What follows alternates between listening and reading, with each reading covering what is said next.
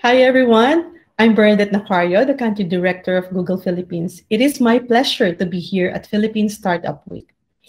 We know that this year has been particularly challenging for many people. Here in the Philippines, we have seen how the pandemic has impacted businesses and how millions of students and educators had to stop attending face-to-face classes due to campus closures. But for many of us, we had to experiment and figure out how to best pivot the way we work in order to stay productive and connected with one another. Yet, despite the current circumstances we are in, I'm amazed by the strength and creativity of the Filipino community from organizations, businesses, and individuals across the country. But we also know that while it's possible to adapt quickly during this challenging time, it does not necessarily mean it's easy. Here at Google, we know that technology can play a significant role in helping many small and medium businesses, especially during this time of crisis. And for years, we've seen countless businesses around the world benefiting from the use of digital tools. Not only do they gain new skills, they now have the ability to reach new customers beyond their shores, which ultimately helps to keep their business going. It's important for us to continue our work in this space and to help them adjust and succeed as our economies safely reopen. So I'm extremely proud that through our philanthropic arm, Google.org, we have granted 5 million US dollars to Youth Business International to support over 200,000 undeserved businesses across the Asia Pacific and Europe. And here in the Philippines, YBI is working with local grantee QBO Innovation Hub, who is also here at Philippine Startup Week to launch Rescue Startups versus COVID-19 competition. It is a countrywide startup competition to help startup founders stay afloat during these uncertain times.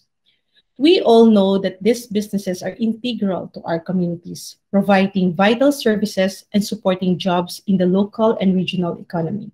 So we are excited to support QBO Innovation Hub, who share our passion in empowering business owners in the Philippines to succeed with the use of digital tools. So I look forward to seeing how we are able to make an impact over the coming months, especially among female business owners as they gain the right digital knowledge and training to adapt and ultimately rebuild. Once again, thank you very much for having us. Hello and thank you. I'm Anita Thiessen. I'm CEO of Youth Business International, a global network of organizations supporting disadvantaged young people to start, grow, and sustain businesses. We're absolutely delighted to be silver sponsors for Philippine Startup Week 2020. This week is a unique opportunity to shine a light on the incredible small businesses from all corners of the Philippines, a country with a dynamic entrepreneurial ecosystem and an increasingly strong focus on tech and innovation as vehicles for economic development and social change. In 2020, with the support of Google.org, YBI was delighted to have the opportunity to extend our reach to the Philippines, working with our fantastic delivery partner, Kubo, to help young entrepreneurs pivot and sustain their businesses through the COVID-19 crisis. The Philippines currently has the largest youth population in its history, with some 30 million young people aged 10 to 24. The potential in this young population is huge, and at YBI we're delighted to extend our support to as many young people as possible to help them through their entrepreneurial journeys. And it's equally important to connect all the people who are part of that ecosystem. And in these days when we can't meet in person, virtual events like the Philippine Startup Week are absolutely crucial. At YBI, we recently held our own virtual Global Youth Entrepreneurship Festival, and the sense of commitment, energy, absolute dedication to do everything possible to help entrepreneurs survive was palpable, and we hope you have that same experience this week. And one of the things we're really focused on in 2020 is not only providing that support to young entrepreneurs, but to share our learnings and practices for supporting micro, small, and medium enterprises during the COVID-19 crisis. And we're confident that Philippine Startup Week 2020 will do just that. I'd like to talk about the impact of COVID-19 on entrepreneurs globally and how YBI has been responding through its rapid response and recovery program supported by Google.org. Around the world, entrepreneurs have been incredibly hard hit by the pandemic, especially those who are young, women, or from other underserved groups. It's a shock very similar to the economic crisis of 2008. We know that already 2 out of 5 young people have seen a significant drop in their income this year. And for many, this will be the second big economic shock they faced in the first 15 years of their careers. So over the past 8 months, across the 65 countries that are part of YBI's network, we have supported some 130,000 business owners with services that are supporting them to adapt their businesses and increase their resilience to these kind of shocks. And during that time, a period of rapid response and rapid learning, we've regularly stayed in touch with our members and entrepreneurs to really understand what is working well to support entrepreneurs at this time. And because we know the pandemic effects are not going to go away quickly, we want to share this learning with others who are interested in supporting entrepreneurs. From all of that activity, there are 4 key actions that we have seen making a really big difference. The first one is stimulating and supporting business pivots. Across that work, we have identified 4 critical approaches that entrepreneurship organizations are using to have a really positive impact on businesses right now. The first one is to stimulate and support business pivots that are essential for survival and growth. For many entrepreneurs, the business model that they went into the pandemic with simply wasn't going to work. Very often because of lockdowns, because they weren't considered an essential service, and they needed to think very, very quickly about what they were going to do. So with expert support, with critical business clinics, the kind of pivots that have been supported are about shifting the business model to an essential service, identifying new markets for existing products, creating add-ons or different services that build off of the existing business, looking at all sorts of ways that entrepreneurs can take their starting point and shift rapidly to a service that will be of value and keep them trading at a time of crisis. So supporting business pivots has been an absolutely critical part of that support. The second key element has been enabling digital solutions that offer the promise of survival and different ways of working. And here I'm not just talking about tech companies which operate digitally all the time. Here I'm talking about businesses that in many cases have been face-to-face businesses offering personal services that were no longer able to do so. And for many underserved entrepreneurs, they were not starting off being very digitally savvy. So across the network, we've again provided basic skills on how to adapt your business digitally, how to use the basic available tools to market your business, to start doing home deliveries, to provide services on an online platform. And for many entrepreneurs, this has been an absolute lifeline. And what we're really hearing is that even if in future they would like to go back to having an element of face-to-face, incorporating digital into their business is an important part of a resilience strategy.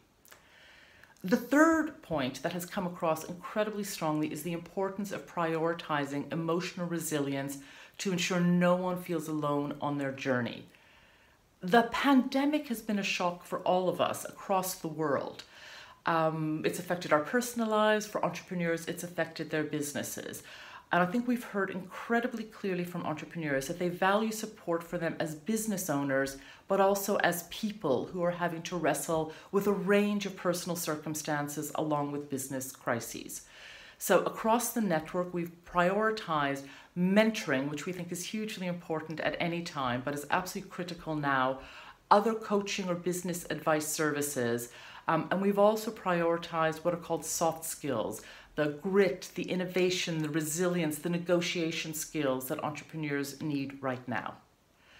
And the fourth thing that we've really learned is how important it is to invest in and develop fully inclusive outreach and programs for underserved groups. These are groups that may not always be aware of services that are on offer, may not always be well connected with any government support programs that may exist, but they are the ones who are most in need of the kind of support that I've been talking about. It can take more time, it takes a lot of intention to reach out to these groups, but the payoff is huge. So taking the time to understand those audiences, to really invest in them, and to help them to survive the pandemic is absolutely critical. So supporting business pivots, enabling digital solutions, supporting emotional resilience, and really investing in underserved groups is absolutely critical for a response to the pandemic. The Rapid Response and Recovery Programme gave YBI the opportunity to expand our global reach and to work in countries where we hadn't been present previously, like the Philippines. And YBI and Kubo are natural partners. And I remember from our very first conversation, a real sense of synergy and dedication, particularly at this time, to supporting entrepreneurs. I think we do have a lot of synergy, a vision of supporting startups, of helping to develop ecosystems and really championing tech and innovation. And through the Rapid Response and Recovery Programme, Kubo has been supported to roll out a number of activities. For example, the Rescue Startup Competition that identified startups with COVID-19 interventions. The top 20 startups pitched their companies to the public, and the demo day was conducted fully online, which allowed Kubo to reach over 35,000 viewers. And this competition showed the resilience of Filipino startups amid the pandemic. And then tied into the lessons I was talking about earlier, Kubo has also held webinars and panel discussions, one-on-one mentoring sessions for startups, feedback sessions for startups, and classroom-style workshops. Again, we know that combination of support, broad reach and one-to-one support is hugely important at this time. I'd like to talk more about the YBI Network and why partnering with us can help create greater change for young entrepreneurs. Partnering with us gives you the opportunity to create impact, learn and engage with like minds, influence social and economic change, and join our culture of innovation. In creating impact, you can work with us to co-create activities that resonate with your priorities and values to support young entrepreneurs locally, regionally, and globally. And on learning and engaging with like minds through formal and informal opportunities, the network convenes leading experts, specialists, and supporters in the youth entrepreneurship field to make sure we are learning from the best and implementing the best. And we're very clear that the support for young entrepreneurs helps influence wider social and economic change. And you can play a personal and pivotal role in creating that change for young people and their communities on a global scale. And finally, we are very, very focused on innovation. It's something we've invested in hugely in the last couple of years. And by being a partner with YBI, you can help strengthen the culture of innovation across the network and create an evidence base which supports inspired growth and development. And if I look to the future, to 2021 and beyond, several priorities are going to be important for YBI. The first is a continued COVID-19 response. We know that the economic shock is going to continue for a while, and the resilience and adaptation that has been needed so far is going to continue. But we also want to make sure that decent work is at the heart of a recovery, that the jobs that are created in future are ones where people can actually live and live decent lives. And we're very committed to the whole agenda of building back better to make sure that coming out of the pandemic, economies are more inclusive and more focused on social and green impact. So through our dynamic network and those future priorities, partnering with YBI can help make a bigger difference in the future. Thank you so much for inviting me to be part of Philippine Startup Week. I wish you all the best for the rest of your event. And if you're interested in YBI's work, please follow us on social media. You can find all our handles on our website, youthbusiness.org, where you can also find the report of our COVID-19 learnings, which was published last week. Thank you very much for inviting me. It's been a great honor and a privilege. Hi, I'm MK Bertulfo, CEO and founder of Filipina Home-Based Moms, also known as FH Moms. I'm 26 years old from the Philippines. FH Moms is a social enterprise, and what we do is we help Filipino mothers land an online job or start their online business. So we have training and online courses for them. We also offer computer rent to own, And we also match them with local and international clients. And people don't know that we also do market research and advertising for clients. I think the most challenging is managing my own team because I don't have a managerial experience and I started building the community from scratch. The biggest barrier, I think, is my fear.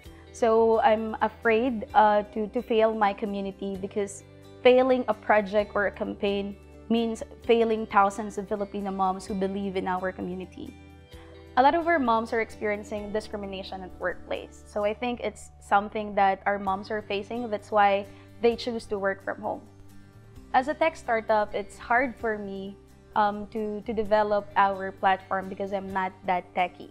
So as a woman entrepreneur, I think it's one of biggest challenge for a lot of female entrepreneurs.